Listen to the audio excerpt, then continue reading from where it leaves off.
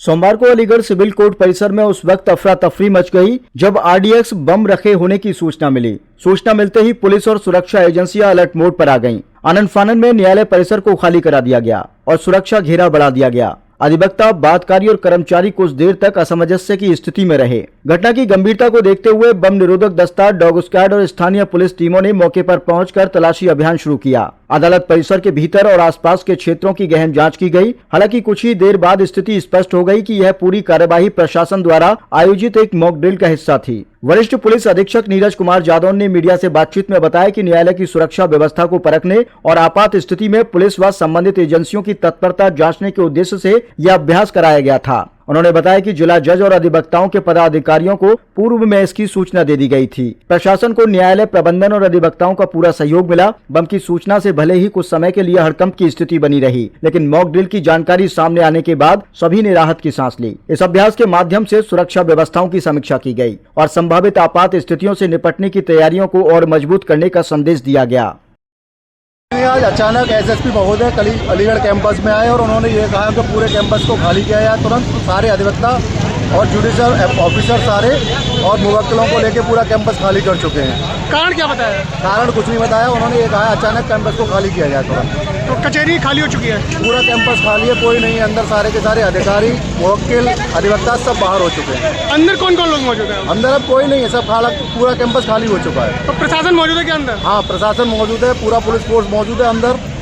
कारण स्पष्ट नहीं हो पाया? कारण कोई नहीं बताया। उन्होंने केवल कैंपस खाली करने के लिए बोला है। किस तरह की भगदड़ है, क्या सूचना है? अभी सूचना मिली है कप्तान साहब के द्वारा कि जिला न्यायालय में कई आरडीएक्स है और इसलिए पूरी कचहरी खाली करा कर उसका आरडीएक्स से चेकिंग कराना। तो क्या मानते हैं, क्या ये सही हो सकता है?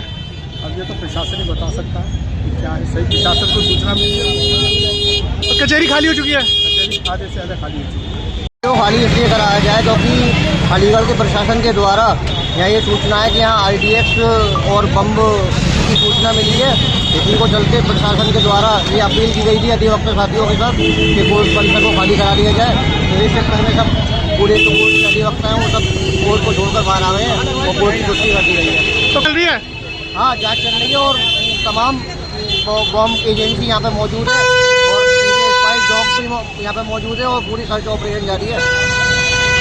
कचहरी की क्या सूचना मिली? देखिए, जिला एवं सत्र न्यायालय अलीगढ़ में आज एक अफरा तफरी का माहौल बन गया है। अचानक जैसे सुबह के टाइम पे अधिवक्तागण सुबह 10 बजे अपनी सीटों पर आकर अपना काम संभालते हैं, वहीं वादकारी भी इस समय से पहुंचते हैं। आज 11:30 बजे अचानक जब पुलिस कप्तान नीरज जादौन जी कचहरी परिसर में एंट्री की और जब उन्होंने बताया कि यहाँ पर आरडीएक्स होने की सूचना मिली है और सबसे निवेदन करके सभी अधिवक्तागणों को बाहर किया है और वादकारियों को भी बाहर किया है, जिससे कि सर्चिंग ऑपरेशन चलाया जा सके।